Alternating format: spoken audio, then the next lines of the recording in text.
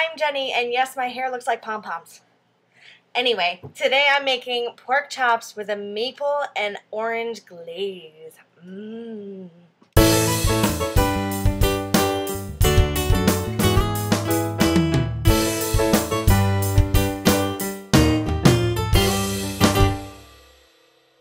I don't think I've ever had pork chops before, but that's not the first time this has happened on this blog. So, I'm going to salt and pepper my pork chops. You can watch me do that. So here I have two humongous, thick-cut, delicious, I don't know because I've never had them before, pork chops. They don't have a bone because I couldn't find, like, the ones with bones just didn't look pretty.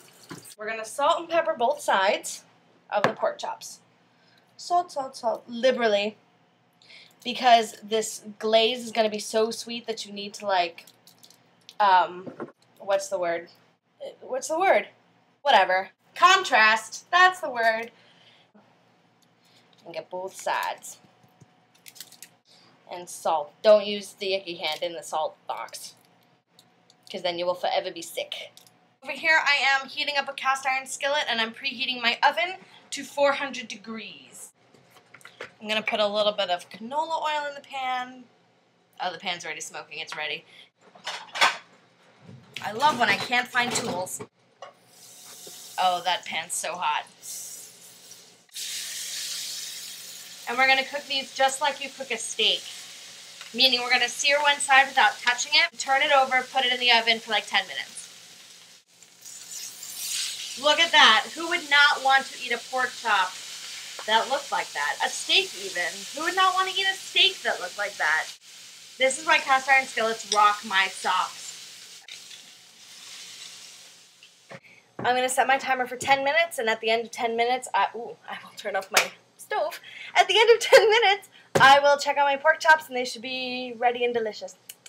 So it's been about 5 minutes, and I've decided to employ the Alton method. So I'm going to take these out and stick in a thermometer.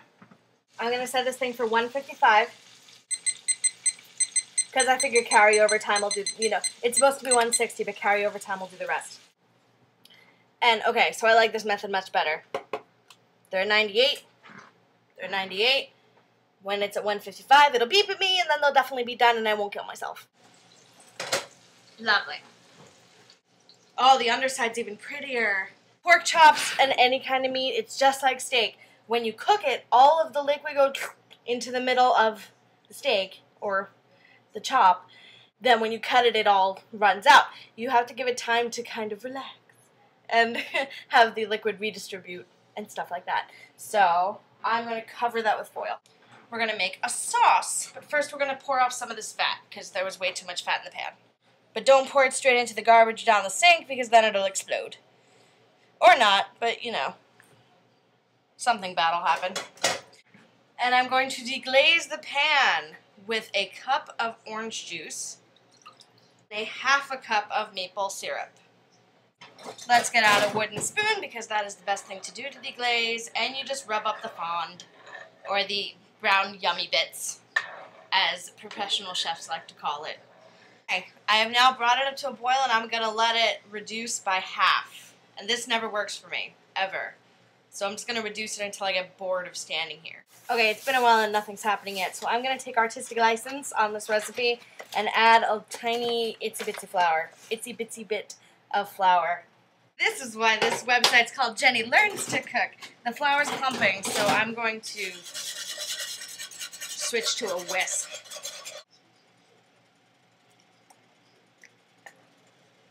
That's very sweet. But it is getting thicker. So maybe that was a good idea. Yeah, you know what? It tastes better now. It tastes like thicker, and it's a more round kind of sweet. And less of a, oh my god, I'm putting orange juice on my pork chops. What am I thinking? Ow, kind of sweet.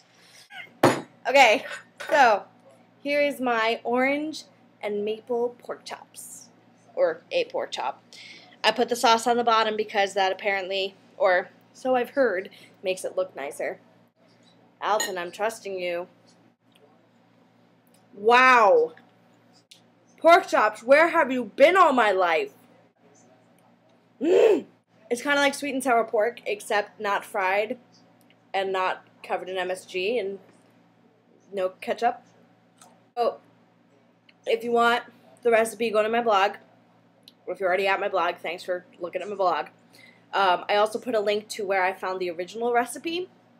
So if you don't want to make the changes I made, I'm getting distracted by the delicious pork chop.